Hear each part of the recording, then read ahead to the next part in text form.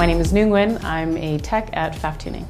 I've been working at Pfaff since March of 2020. I became interested in becoming a technician once I started to drive. I loved driving, and I knew the stigma or the stereotype of being taken advantage of as women with cars.